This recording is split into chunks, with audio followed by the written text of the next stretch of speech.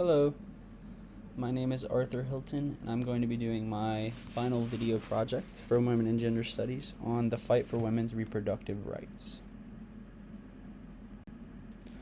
Alright, so I'm going to start with an introduction. So, in this movement, there's been a history of struggle, silence, and resistance. Throughout this history, women have fought for the right to control their bodies for hundreds of years.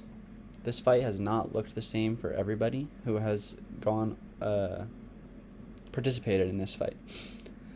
Marches and rallies pictured on the right show that throughout history there has been diversity in age, race, and even gender for those that participated in marches and rallies. But it's not all good. Black women, including notable activist Ida B. Wells, were forced to march separately from the white women in the image pictured in the middle of the screen. That is from 1913. It's for the women's right to vote. On the right is the March on Washington for Lesbian and Gay Rights, and then on the bottom is the Women's March, a more modern women's march, sorry. So some women's struggles have been silenced, erased, or even overlooked over the years, especially those from Black, Indigenous, and poor communities. So a history of women's reproductive rights. I'm going to be doing a timeline from the 1900s to the present of major milestones in reproductive rights movement, both positive and negative. So in 1916, birth control clinics opened in the U.S. A notable activist, Margaret Sanger, was a leading drive in this. So Sanger was known for her duality. She had problematic views of racism and eugenics. Many women of color and poor women were coerced into birth control trials and forced sterilization during this time. This just shows the severe problems that some women faced that other women did not have to face because of intersectionality. In 1960, the pill, so the first over-the-counter birth control, not over-the-counter, was approved by FDA. And then in 1968, the IUD was approved. So these are major steps in contraceptives. And then in 1965, Griswold v. Connecticut, the contraceptives rights were approved for married couples. This was a major turning point. In 1973, Roe v. Wade happened, which made abortions legal nationwide. A problem was there was still very slow access for those in marginalized communities. In 2022, we all know there was the overturning of Roe v. Wade, which gave the states the decision on abortion. So early feminists and their complicated legacy.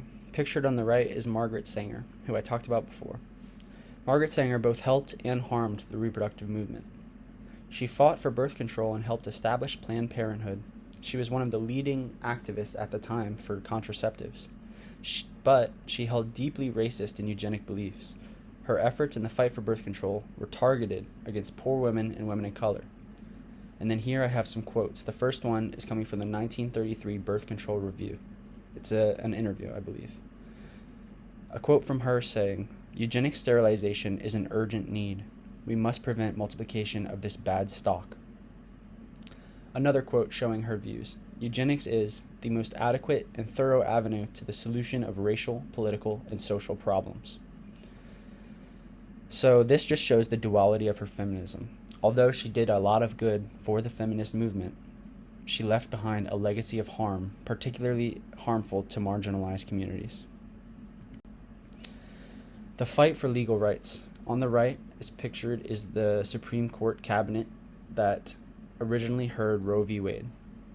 I'm going to be talking about Griswold v. Connecticut and Roe v. Wade. Griswold v. Connecticut was a pivotal case in the feminist movement and in women's reproductive rights movement. It marked a key moment when women were given the right to control their bodies for pretty much the first time. It legalized contraception for married couples. So although this was a big first step, obviously there was still a lot of room to go. Then came Roe v. Wade, which legalized abortions nationwide and gave women more autonomy over their reproductive choices. Although that these victories were pretty substantial, access was never quite equal for abortions or for contraceptives. Low-income women of color, face challenges in access to contraceptives and access to abortion services, particularly in states that leaned more conservative. The reproductive justice movement and intersectionality. On the right is Loretta Ross. She was a key figure in the reproductive justice movement. She had several critiques of mainstream feminism, lack of focus on intersectionality being the main one.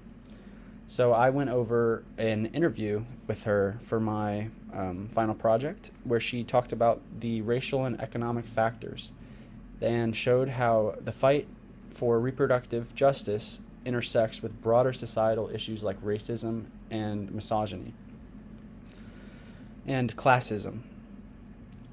So the reproductive justice versus the pro-choice movement. A lot of people think they may be very similar or the same, and although they do share similarities, they are different in a couple of key aspects. Reproductive justice emphasizes systemic changes that need to be made, whereas the pro-choice movement focuses solely on pro-choice. The right to have children versus the right to not have children. The reproductive justice movement believes in the choice. Access to healthcare, childcare, education, and safety for all women is also stressed in the reproductive justice movement. So it pretty much just goes into more depth on these things. Intersectionality, by the way, is basically a woman's experience of reproductive rights depends on her race, income, ethnicity, etc., etc. All the individual factors of a person lead to their distinct experience of oppression. The reproductive justice movement highlights how reproductive issues are not just about personal choices. They are deeply affected by systemic inequalities in healthcare, economics, and social systems. Ongoing struggles. Major step back in 2022 was the overturn of Roe v. Wade. The right to abortion was no longer guaranteed, and it was left up to individual states to decide. Millions of women were left vulnerable, especially Black, Indigenous, and low-income women. This loss highlights how fragile reproductive rights are and shows the need for continued activism all over the country. For my conclusion, the fight for reproductive justice is far from over. It's not just about protecting access to abortions, but it's about equality for everyone to make choices about their own bodies. Everyone has a role to play in this fight, whether it's speaking out, marching, protesting, learning more, voting, etc. Every action matters. It's about standing up for those without a voice in a fight for a world where everyone decides freely and without fear what happens to their bodies. Solutions that I'm proposing are a push for universal health care, including access to contraceptives, access to reproductive health care, and access to abortions. Increasing livable wages so that people can pay for their health care